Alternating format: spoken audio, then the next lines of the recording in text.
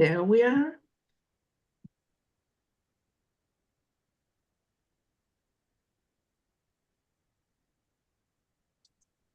Hello, everybody.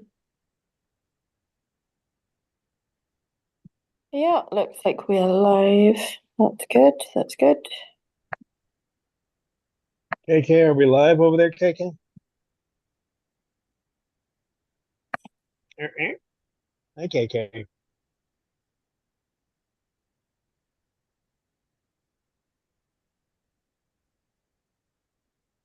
He's got his little hollow all worked out over there in his selection of toys. It was very cute there. It's nice and cozy. But you don't want that wood in there right now?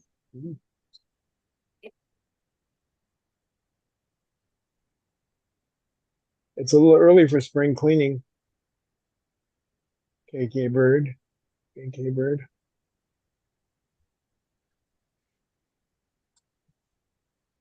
Snowball. Hi, Snowball. Hi, Snowbird.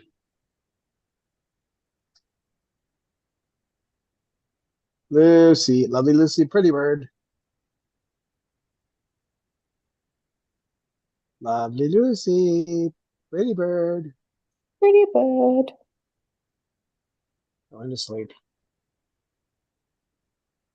Sugar bird. And Jasmine's up and back just sleeping. As usual. Get out of my pocket.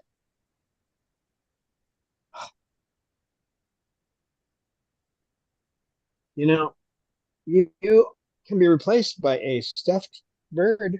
Take you to a taxidermist. No, I wouldn't do that. You're a good boy. Just a pest. Just a big pest. Give me that I want to be petted look. You know. I know about that look. Looks like I need to work on your beak a bit there. He's got a little bit of a divide in the upper portion of his beak.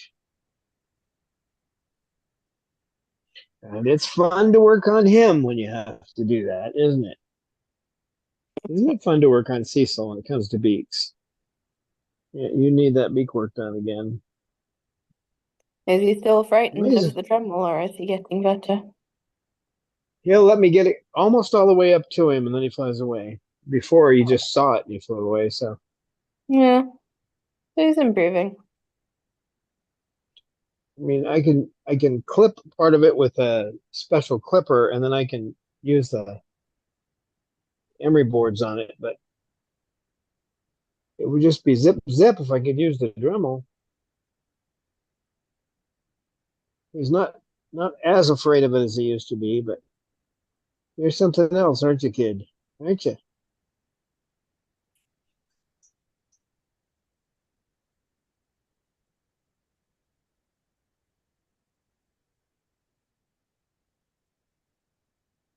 Well, at least Sugar's showing some activity, and you are just being a pest. Pat me, pat me, pat me. Uh-huh. You know, that's not the easiest spot to pet you in. That's so.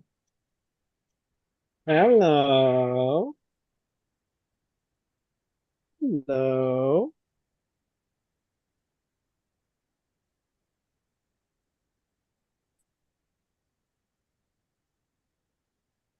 Hey, Cecil.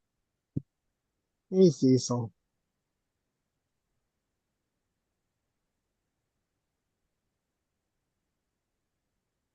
How you doing, buddy? How you doing? How's this, Cecil? So shall we greet some of our chatters? Oh, We've yes. got Lisa and Calvin and Falcon Sue and Jocelyn. So hello, all of you. Nice to see you. Hello. Hello, Hello. everybody. Good to see you here. And a special Cecil. guest in the chat Hello. today, we have Bubbly Bob, who's going to be helping moderate. Yeah. He's a newbie. Let's see what he can do in chat. Bob. That's Lorelai complaining. She wants to be in here causing trouble.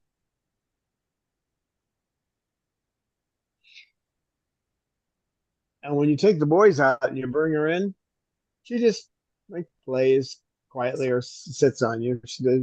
When they're in here, she's like, "I'm boy crazy. I'm gonna cause all kinds of trouble." She's a little minx. And that upsets this one because she keeps going after KK. KK doesn't know what to think of her.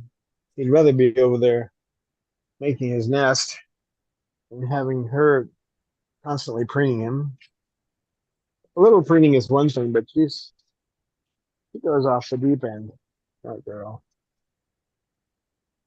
I'll bring her in here and watch her. You'll go to sleep because she'll fly around and she'll play a little bit, but she's just not as active as when the boys are.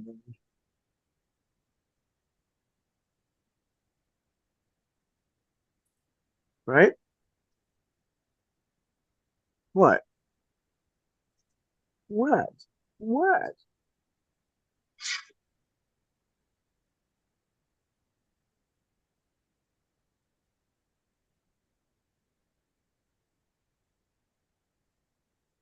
What's going on, Shuggy?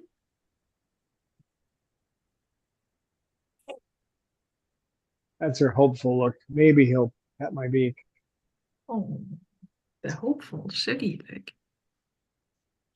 Right now, if I do that, he'll keep nipping at my arm to get me to pat him. Won't you, big boy? He's really into being petted right now. Pat my neck, pat my neck.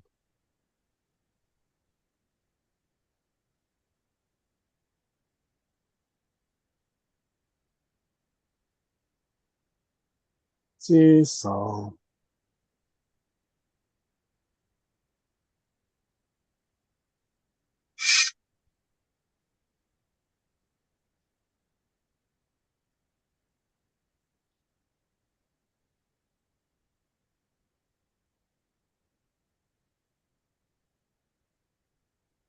Our topic's going to be why, with parrots in captivity, why we need more sanctuaries.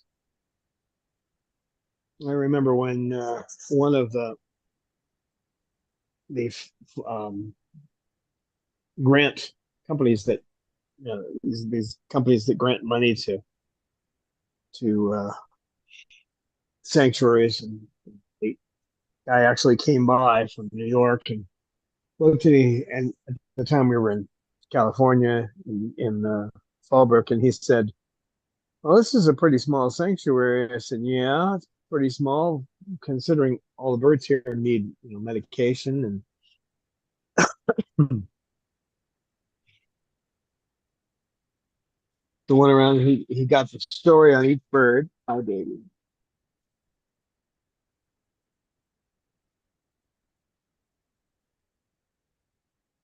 This one is a really caught his attention because when I just described the way he was, he said, "Well, he was severely psychotic." I went, "Well, yeah, he was." I said, now he just has, like a fragmented personality. There's a lot of different birds, aren't you?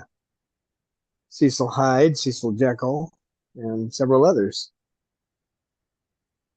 Right now, he's Mr. Pet Me. Pet me, pet me, pet me.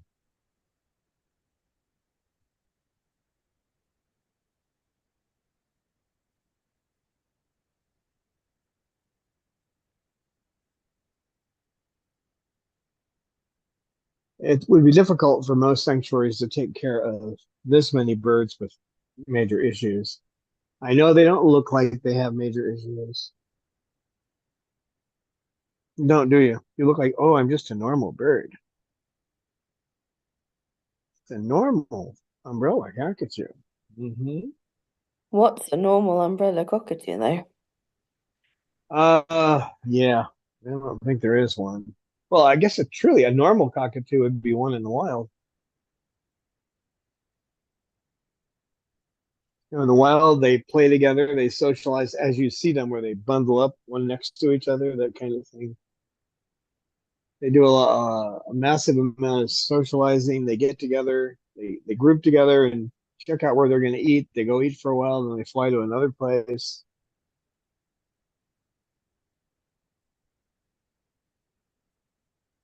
It's an egalitarian society. There's nobody running it. It's just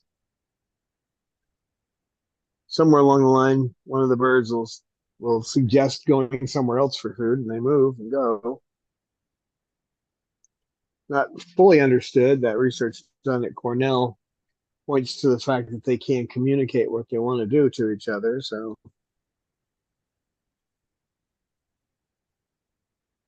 that would be a normal umbrella cockatoo. There aren't any actually in captivity. It's an abnormal place for them to live. And Oh no, have we lost Don? It looks like you're the host now, Bob. Oh, I'm the host now. Yep. That's Oh. scary. How are we gonna entertain the viewers while Don gets back in? Are you gonna That's a do good question. So do an impression? has anybody questions to the Babalu bird? So how did you get this job, Don is Bubblebee? bad. hello, guys. I have no idea what happened there. You were here 1 minute and then you were gone. Oh, yeah. Who knows? Who knows what happened?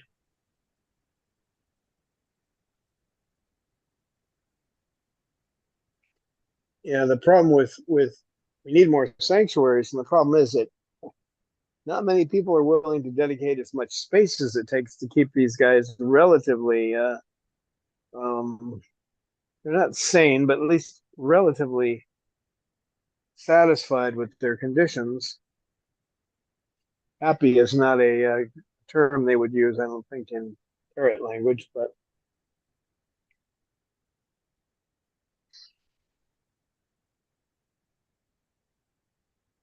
I believe in Buddhist terminology, happy is the absence of suffering. Right? Well, Cecil, you're supposed to know. That's a funny look on your face, Cecil. What are you thinking about? I think we have to spotlight Don again. Oh, Oh. There it is. It's done. thank you. Thank you. Pretty bad when you get thrown out of your own meeting. Well, that happens when a Triton is in the meeting. Oh, yeah. Well, that happens too. What are you guys doing in there?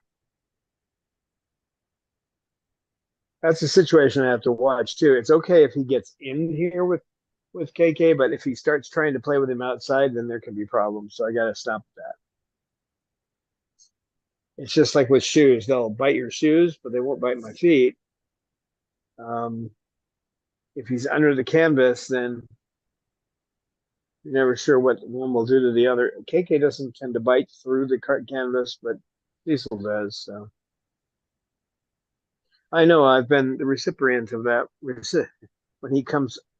Cecil comes up and gets next to me, you can't let him do that because he'll keep biting and he'll eventually catch you. It's just he can't see you, so he just does that. But like that, there's no problem. In the wild, they're raised by their parents. They have a worldview that's grown by actually having their parents care for them as an egg. They come out, then they get fed by both the male and female parent, and get introduced to their siblings. Usually, it's one sibling at a time, and then so it'll be two babies, and then they grow up, learn to fly, and learn the names of all the other birds in the world, and they learn from them what to eat, what to do, and here they come out of an incubator. So, so usually what happens is uh, newbies who never don't know much will go and try to buy a baby. That's the worst thing you can do, but try to buy a baby one, and then once it starts reaching adulthood, then all kinds of problems arise. And obviously, who hasn't dealt with an adolescent human being? They're going to be seeking out a mate, and they're going to be trying to establish themselves, make a nest, and that kind of thing. So then there's a video, Parrot Confidential, where one rescuers, they were breeders. They just figured out that was the wrong thing to do. So said after about 6 years, that's about the age when they start coming back. And they had it in their contract when they sold them that if they were going to return the bird, they had to return it to them. So they just saw all these birds as soon as they were becoming adults. They were being turned back in. They figured it out, and then they became a rescue. But you look at their life on a daily basis, there's two of them. It's just me here, but there's two of them, and they're just caring for the birds. They're not trying to rehome them so much. They have a group. They have fostering groups, and then they have the training classes and that kind of thing to try to get people to understand them and care for them. But what I found is the majority of people, you try to get them to take a free class in parrot care, and they won't do it. Well, I don't know why I should have to take a class. I said, I'm glad you're not running the local nuclear reactor then. Because you think you can just walk in and start throwing switches and we're going to switch the whole world off around this, right? So sanctuaries, as opposed to rescues, take them in and keep them. They know how to deal with them. Most sanctuaries have at least one or two people. I see, so you got me, didn't you? Have at least one or two people who have some training in ABA. So you can take someone like Cecil when he came here, who was Mr. Spiky Head, who didn't seem to be interested in being in the world, and you turn them around. So at least they live a fairly, they get to live out their lives with some kind of freedom. Right, Cecil? Sugar?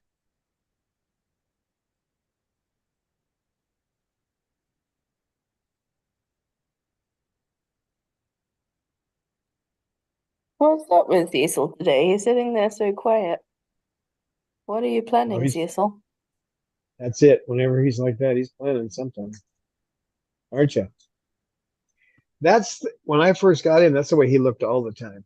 That look on his face, that was it. Nah, not that face. Not that face. That's the face that came later. Yeah, he'll still sometimes give that blank expression, usually when he's thinking, but and I believe they do have thought processes. I've watched Lorelei, for one, actually plan out an action, so that's requires them thinking. It's not just instinctive to steal someone's earpiece by stealing their glasses first. That is not instinctive. That's a planned operation. And it's Cecil. But you can't have that. You can't have the phone holder, no.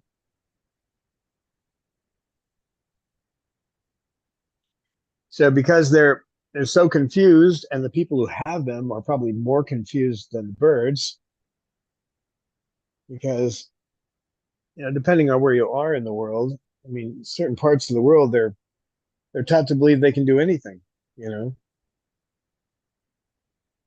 I know I went through the Vietnam era, and what they trained you when you were going through boot camp is that it gave you the feeling the bullets are not going to hurt you, and other BS. So they instilled in you the idea that you could do anything. Well, it's just not true.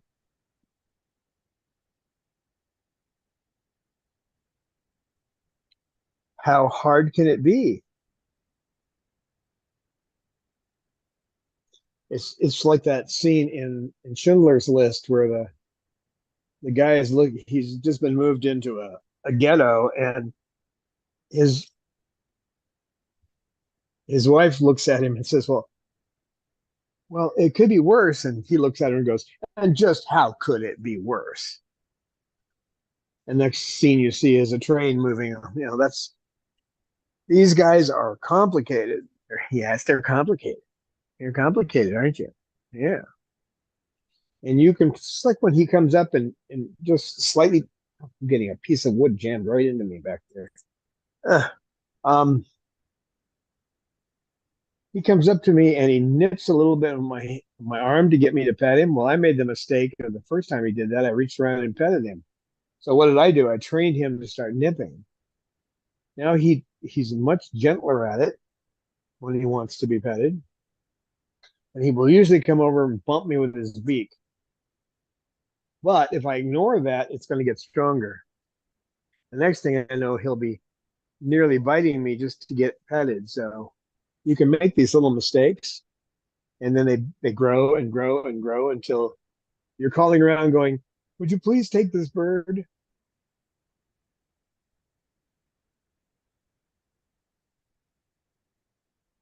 So we need more sanctuaries because we need people who know what these guys are doing, and they understand them to some degree and can give them some kind of life for the rest of their long lives.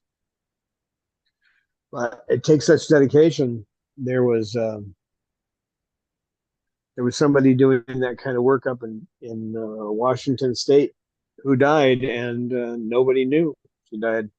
So all the birds died too. We need more sanctuaries and we need more volunteers. But it's not easy to volunteer. It's like people. At first, it looks like, oh, they're cute and they're fluffy. Well, yeah, they are. But if you don't know what you're doing, you can get bit, and the bite's pretty tough. They bite pretty hard if that's what they've been trained to do. So it's not natural for them to do that in the wild. But and then you have the problem of funding. We need these sanctuaries, but the funding goes to other things. And it doesn't go to these guys because, oh well, they're just animals. Well, I hate to tell you, but you're an animal too. And I think the more intelligent you are, the more you suffer. And these guys are pretty intelligent, right?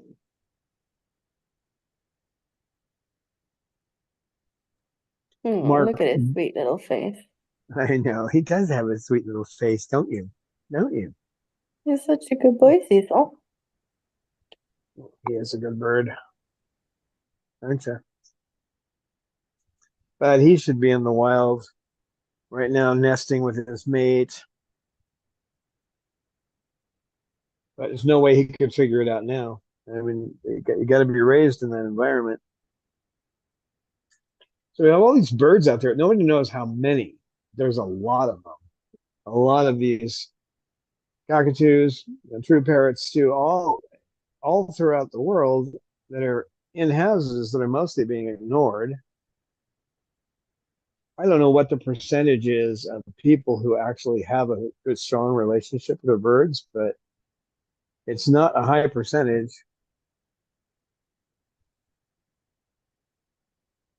So to get these kind of sanctuaries, we have to find some way to fund them.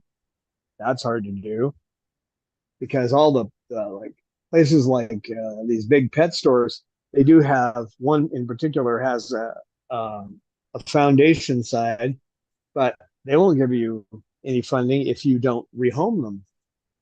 And as I said to one of their representatives, I said, okay, so if I had a porcupine rescue or a badger rescue, I should try to put those in people's homes.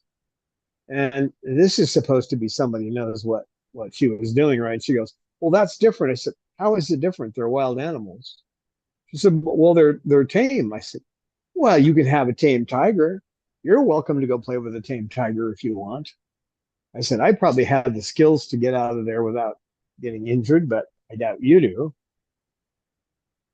Yeah, the attitude is that these guys should be in someone's home. Well, yeah, that would be great if you had a good home for them.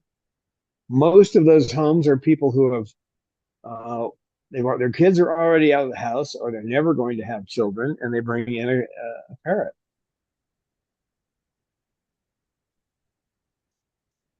And then they learn the hard way.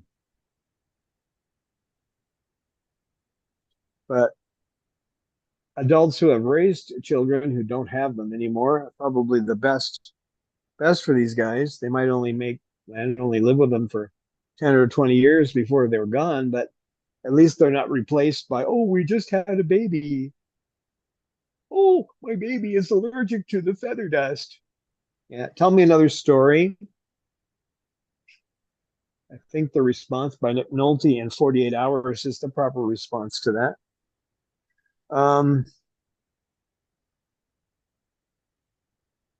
So you have to get funding. They have to get the people who are doing this have to know what they're doing. And they have to have the right reasons for doing it.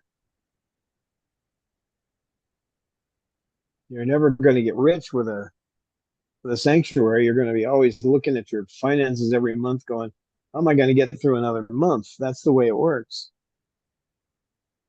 And the big guys who give out donations don't do much.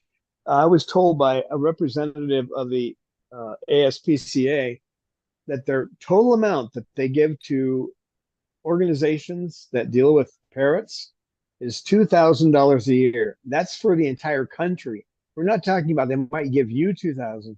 They only this was a few years back, but I was I was told so if you want to fight for like $50 or 100, then you can go ahead and fill out all this paperwork, but you're not going to get much from the ASPCA. They did help write the shelter manual, which is a great book. Um, they also helped to write the waiver for volunteers because you have to make sure that somebody doesn't come in and sue you after they get bitten. And most people are not going to, you're not going to start working with the birds without making some kind of a mistake and getting bitten. So then you got to find staff. That's you have to have a lot of space. These in here, these are small cages. Okay, those are small cages. The big cages are what they live in out there, on the other rooms. Right? These are well, actually using this place for them to sit on and play on. These cages are actually too small. You might get an African gray because they don't seem to need much space. But other than that, the bigger birds, even some of the conures need more space because they like to fly. So you need a big cage for them too. But find a big cage with a small bar spacing. That's another tough one. So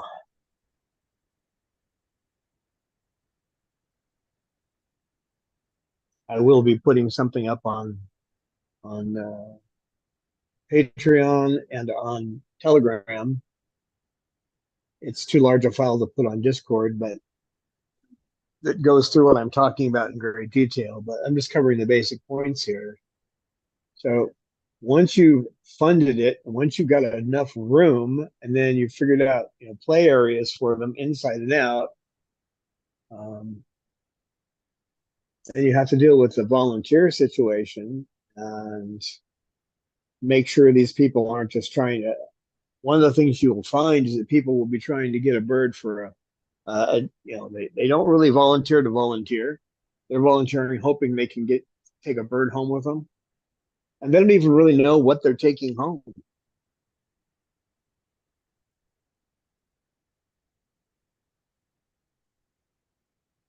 That's like someone who there are some species, Dobermans are a good species, but they're really nervous. Okay, so they have to be well trained. So take home a Doberman that's not well trained, make a few mistakes, and you got yourself a dog that's going to be aggressive. The mistake I'm talking about here is let them become the alpha dog, and you're in trouble. There are no alphas with parrots, of course, but that they don't have a pecking order. But when you bring in a volunteer, you also have to train them. So you've got to have somebody who can train people in the basics. You got to develop a curriculum, right, Sugar? There's a KK tail.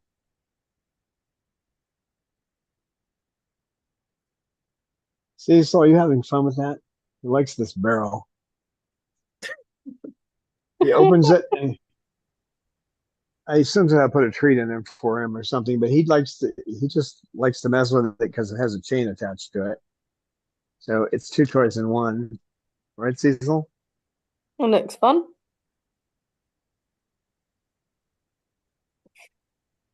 He goes for the brainier toys. Or he makes his own. Got a So busy mind, that one. you need Got to a keep it active. large space.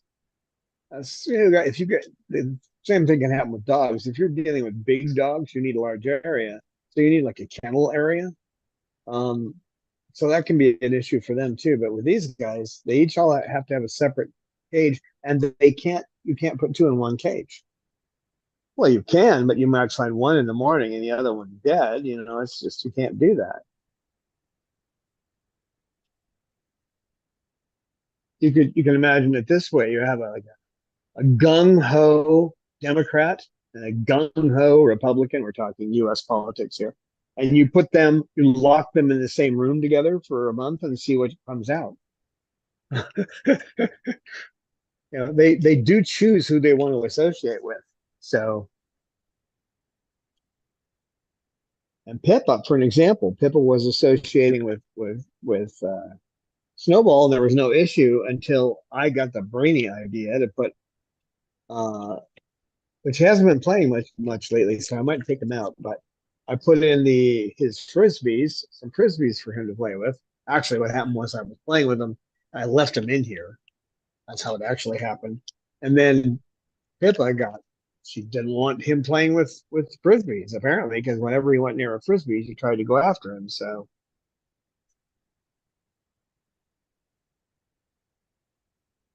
you need a large space, large cages. Right now, about the largest cage you can get outside of an aviary is going to be about 4 foot wide, 3 foot deep, and about 6.5 foot tall. That's what most of these guys have. Mander has a smaller cage, reason being he has a twisted pelvis. He does not climb around a cage much. He tends to sit on the bars on the bottom of the cage or up on one perch without moving too much. And then KK had a bigger cage, but he happens to be one of those birds that will bust the bars on them. So there's another thing. You're going to have a sanctuary. What kind of cages are you going to have? And will the birds be able to stay in them? You can't put KK or Cecil into a cage that isn't bead welded. They will bust the bars. So it takes him a little longer. Cecil does it in 20 minutes, but KK will take a couple of days, but he'll start breaking the bars off.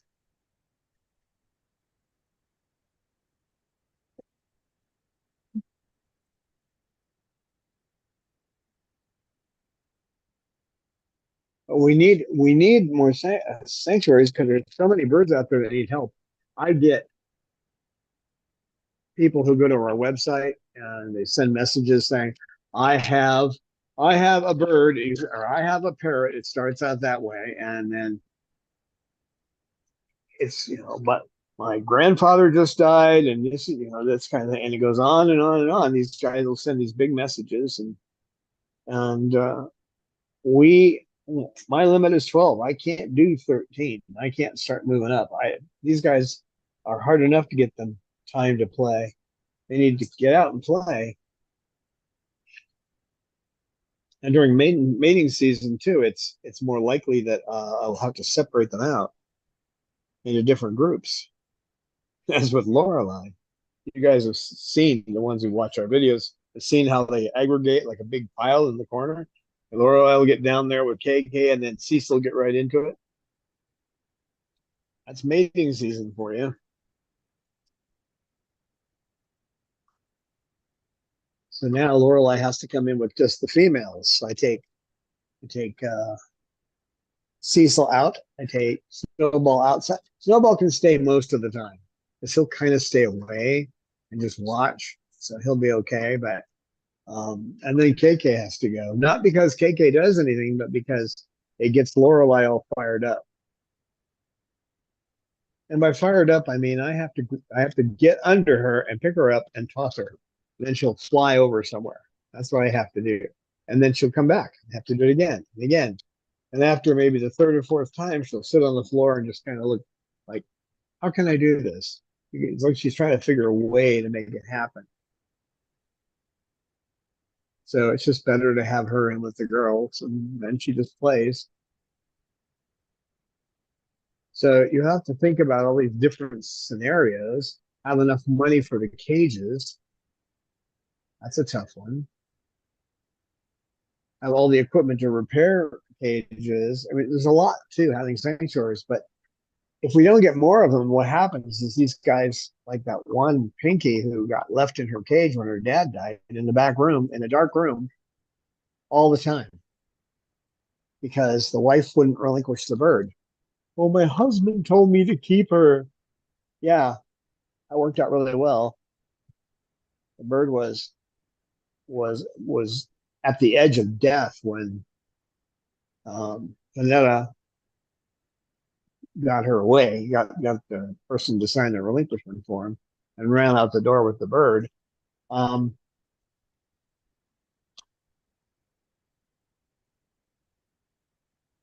So the sanctuaries, they're not into rehoming. So the issue is you get a big enough area where you can have them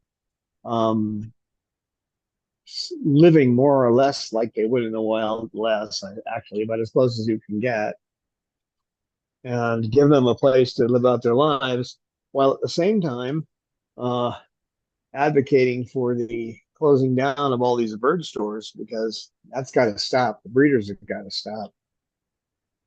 I was told that some of our viewers, at least one or two viewers, got upset that I said that about breeders, but I'm sorry, that's a fact. Breeders are the problem. These guys don't belong in captivity. And don't fall for that line they give you that, oh, we're protecting the species because they're dying. That's a bunch of you know what. Because these guys are, once they get separated from culture and raised in captivity, they're not really what, they're not what they should be at all. You're not saving anything. So right, Babalu? Oh. Yeah, especially when the bird is, or the egg is taken away from the parents. So the natural stuff is that the parents sit on the egg until it's fully incubated, and then they raise the chick. But I don't think there is a breeder who does that with larger cockatoos or larger parrots in general. Not in general. I have a couple of people told me about. A couple of people have told me there was at least one somewhere in the South that did it that way, that let them raise their own. But you need a big aviary to do that. Yeah, I'm not talking this. I meant that's not the general case. No, it's not. Rarely ever do you find that situation.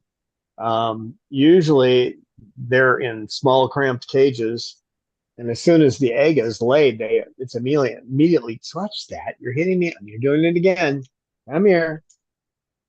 And Hitting that's my actually earpiece. an essential part of the species. So it's definitely not for helping the species. So when it's taken away from its natural habits, and by that basically creating birds who later will have problems in life, and likely that this whole process goes, that someone is sitting on the egg or so, or that they can be back released into the wild is not given in that case.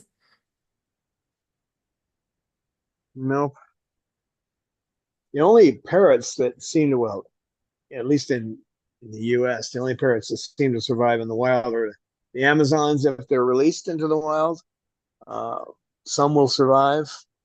Conures, some conures, depending on what the climate is. But cockatoos, I only know of one, and that's Fred in Oceanside, who lives with he lives with the crows. So Oh, what a good bird. So Jocelyn Triggle writes in the chat that she had to cover Cinnamon's cage yesterday for half an hour because she was screaming so loud.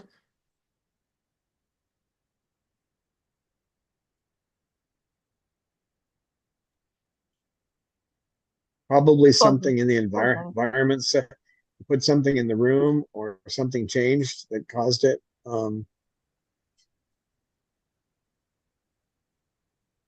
That's when I would usually set up a camera and try to see where the bird is focused. Because if you start I understand doing it on a situation like that, but if you start doing that regularly, it becomes bird abuse. So you don't want to do that. Some of these birds end up covered in the back room because they make noise. And it isn't easy to determine why they're doing it.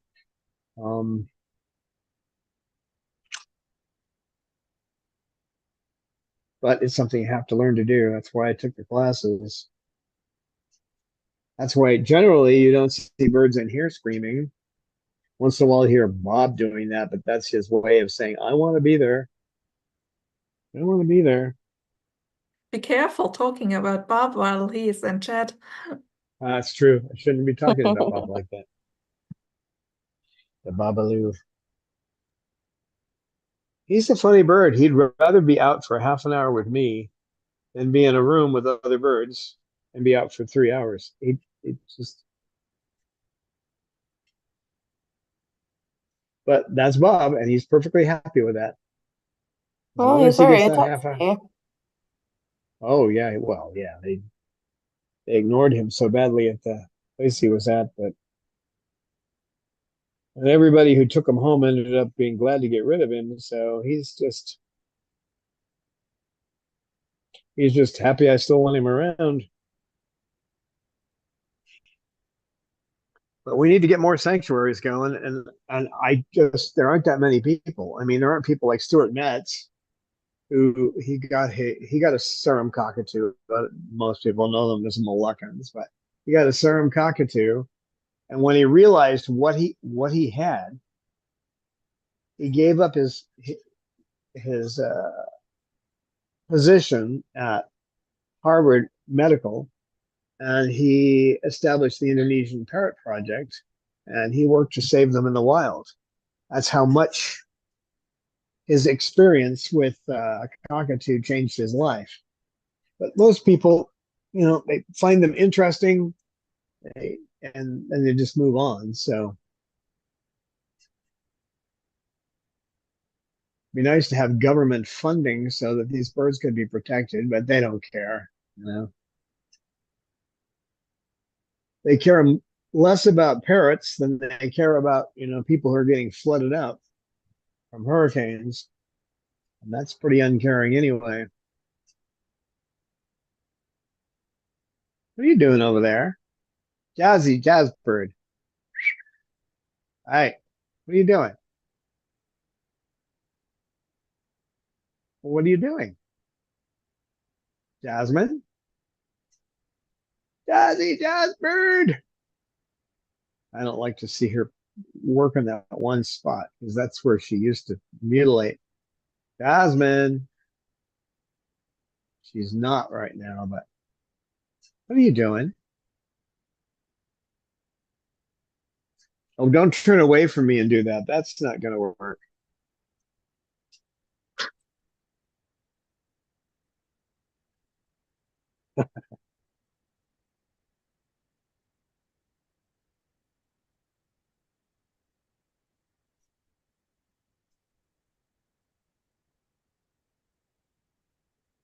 I had to divert her attention for a second. She did a rouse, so she's going to behave differently now.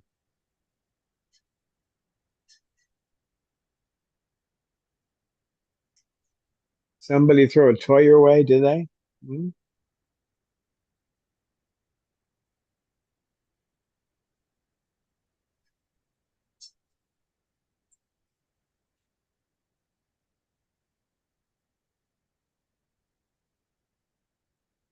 We don't have a good number of how many birds are in homes. I had a friend of mine who was a plumber tell me once that he found a parrot in a closet covered up. The cage was covered up, and the parrot was alive in this cage in a closet. And at the time, it was a long time ago, I asked him, where is this? But he wouldn't give me the address. It's like I wanted to go knocking on the door saying, do you have a parrot in the closet here? You want me to take that parrot? Well, he wouldn't tell me. Hmm. Didn't want to lose his client, I guess. He needed the money. It wasn't like I was going to bring the police with me. I was just going to say, if you really don't want that parrot, I'll take it. Is abusing animals a crime in the US?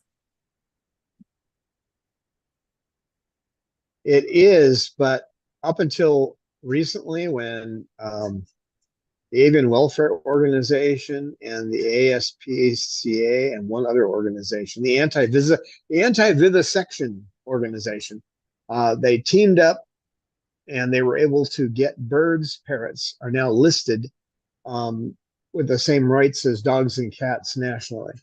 Up to this point, there wasn't anything technically to protect them. The problem we have now is getting these people who like animal control to understand what abuse is. If you went to a That's the cage, next thing. yeah, you go to a cage and you find that the bird has dirty water. Okay, that could be for a couple of reasons. You can go to a salamander's cage any time of the day, have to change his water so much because he takes his food and dunks it in there. But he's the only one that does that. So if you find dirty water and you find nothing but sunflower seed kernels and corn, well, that's abuse. They can't. I mean, sunflower seed and corn. If that's all you're feeding them, they're going to get fatty liver disease, and they're not being. That's like giving a dog or cat food that it. I'm trying to think what you can't feed a dog. Like giving avocados to a dog or a cat. It's not. It will make them sick, right? So they don't know, and they'll walk in and see a cage that the bottom of the cage has got a whole bunch of feces piled up for a week. That should be a reason to take it away, right? But no, they don't see that. And the problem with the parrot poop is that while it doesn't have a lot of bacteria in it, almost nothing compared to human, it's a good medium for bacteria to grow in. So yeah, you can get away with like every other day on those cages, but that's about as far as it should ever go. And it shouldn't go 3 days or 4 days cleaning a cage. So, but these animal control officers don't know. They don't know what abuse is. If you go to a cage, you see plastic, say, or hardwood and plastic toys that can't be chewed through, and that's the only toys they have, that's abuse because they don't have anything to play with. That's what one of the bird stores no longer in business, but this bird store, all the toys they had hanging in there were what I call Christmas ornaments. They weren't real toys because the birds couldn't destroy them. They do that in the wild. They tear things up. When Bob's in here at night, after he comes off my lap, he'll go and start chewing on the rope. He just goes around and starts chewing the rope all over the place. That's normal. That's fine. He can chew all he wants on the manila rope, but you have to give them outlets for their what they normally do. And these places that give them so-called toys that they can't actually use, that's abuse. But no, animal control look in there and say, oh, there's toys hanging in there. Yeah, dummy. There are toys in there, but they're not real toys. They're just meant to make it look like they have toys. Mm-hmm. So you do have to, like, you really, if you're in Sanctuary, you should have your own machine shop so that you can chop up wood, and drill it and put together toys. You need to do that. So either that or you need a big bankroll because these toys cost 10 times as much if you buy them on the market.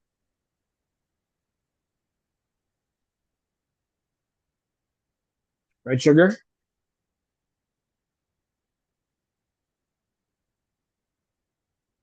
Are you guys just going to stay in there? Or what's that all about? Oh, it's Cecil back with KK under the blanket. Oh, he is. Yeah. You didn't like me messing with a blanket. I'm sorry. Did I mess with your blanket? You didn't like it? Did you like that? That wasn't your favorite thing I've done? No? You didn't like it? I'm sorry. I didn't mean to ruin your day. Are you okay? Are you all right?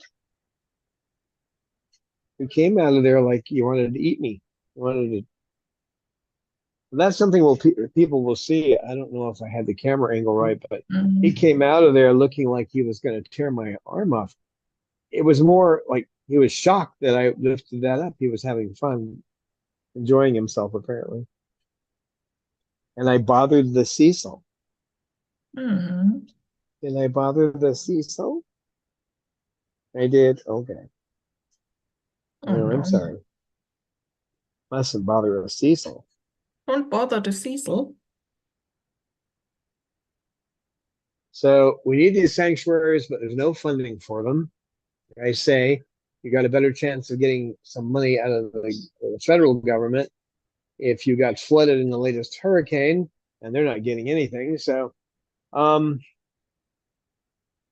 then the other fundraisers, I mean the grant givers and that kind of thing, they want to see you. Well, how many birds did you rehome? About the same number of porcupines and raccoons. I actually rehomed the same number of raccoons for the same reason. They're wild animals. May not look like a wild animal, but you are. Mm-hmm. Right, big boy? What are you saying, KK? Oh, KK the bird. Uh, uh, uh, uh.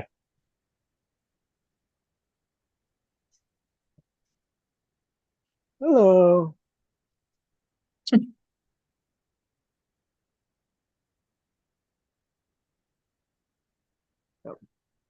You just have to mess with my earbuds, don't you? My cheap earbuds. Hmm? Don't you? Huh, Cecil?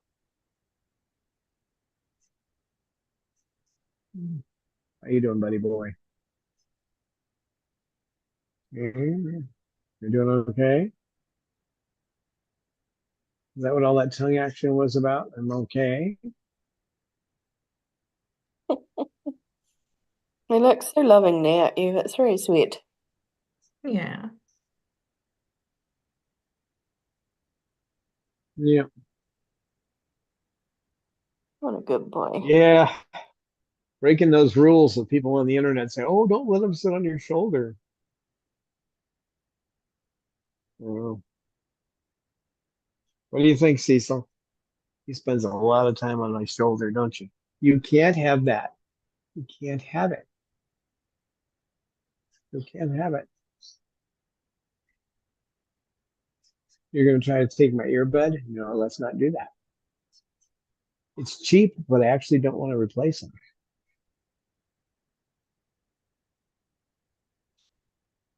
$18 earbuds at Walmart. So, hi. Hi. Hi, Cecil. Yeah, you want me to turn my head the other way so you can take my earbud out? No, let's not do that. Let's not do it.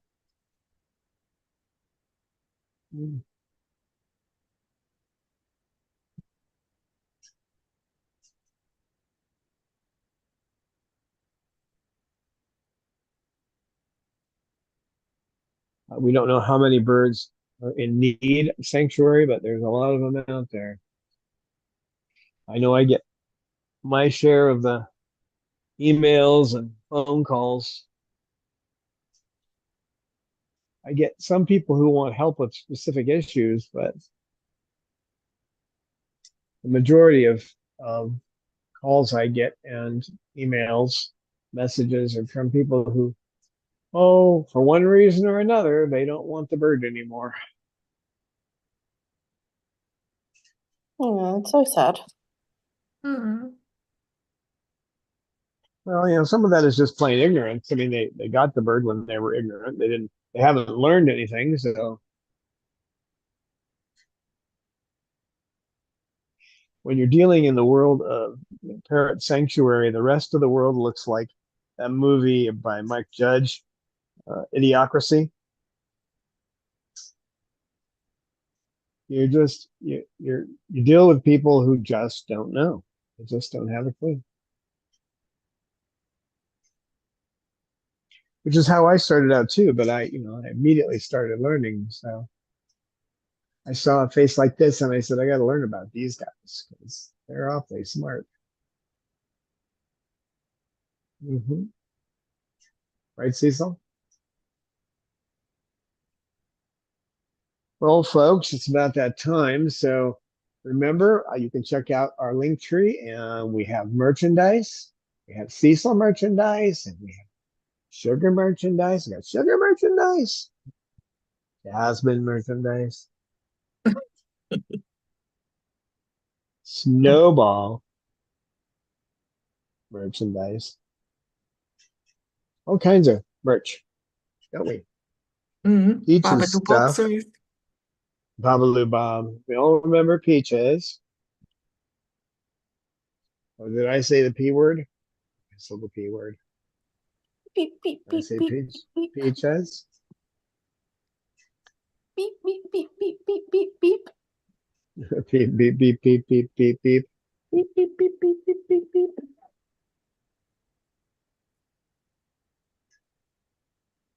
They're a good bird. I don't know what you're good for, but you're a good bird. Is Bob a good bird? Bob's a good boy. Bob's a good Yeah, bird. Bob's been very good today. He's moderated the chat excellently. Well done, Bob. It says, When I first got Bob, he used to say, "Bob's a good bird. Bob's a good bird. Bob's a good boy." Always with a question mark. Now he goes, "Bob's a good bird. Bob's a good bird." And to teach him to stop saying it as a question, because obviously he was saying it because he felt as if he wasn't being appreciated. We don't know what their emotions are, but you can tell. Walk by his cage all day and not say anything to him, you'll find out. You always have to stop and say something to Bob at least once or twice while you're doing the like taking the taking food in. I can't just walk by in the morning when I go to give Romeo's the first one to get food, so or it's medicine. It's in peanut butter, but it's the only way you can get him to take it without freaking him out. So I come in the room, I say, hello, Babalu first, because I can see him. He's right just 5 feet away from Romeo. So I say that. And I have to say it to Commander and to Cause because they're right there. Otherwise, they all have their specific attitudes about being ignored. But he just needs that special time. Well, thanks for being here, and thank you, Amy and Eleanor. I should say thank you, Babalu and Eleanor, for moderating. And And thank you, and Dom, we, for the stream. you're most welcome. And we will see you again on Monday next week. Right, bye, everyone. Bye bye. Bye.